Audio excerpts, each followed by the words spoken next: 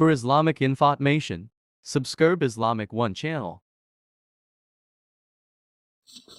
السلام علیکم ورحمۃ اللہ وبرکاتہ۔ امید کرتا ہوں کہ سب دوست خیریت سے ہوں گے، اور اللہ تعالیٰ سے دعا ہے کہ ہم سب کو پریشان اور مصیبتوں سے اور ہر قسم مضر چیزوں سے اور شیطان کی شروروں سے محفوظ فرمائے، اور اللہ تعالیٰ ہم سب کو حضور صلی اللہ علیہ وسلم کی زندگی پر چلنے کی توفیق عطا فرمائے۔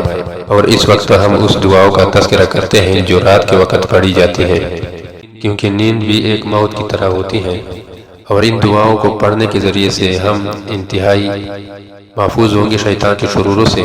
اور وہ دعائیں مندرجہ ذیل ہیں: بسم اللہ الرحمن الرحیم، رضیت باللہ ربا وبالاسلام دینا وبمحمد النبی صلی اللہ علیہ وسلم۔ اس دعا کو صبح اور شام 3 مرتبہ پڑھنا، اور اس طرح بستر پر لیٹنے کے وقت 3 مرتبہ پڑھنا۔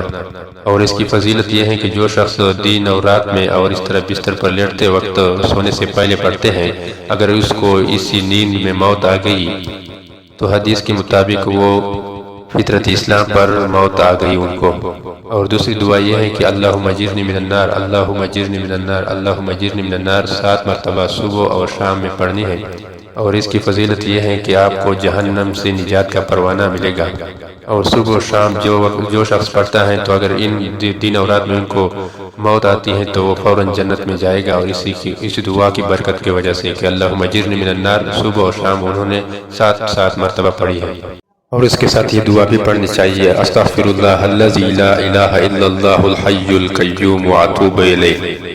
اور تیسری دعا یہ ہے: بسم اللہ وضعت جنبی اللہم اغفر لی ذنبی واخسع شیطانی وفک الرہانی واجعلنی فی ندی الاعلی۔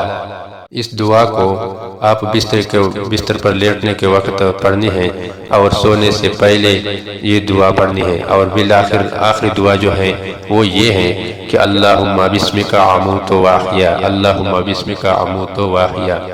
تو لہٰذا اگر اس نیند میں آپ کو موت آئی تو اس دعاؤں کی برکت کی وجہ سے اللہ تعالیٰ آپ کو بخشش دے گا۔ وآخر دعوانا ان الحمد للہ رب العالمین۔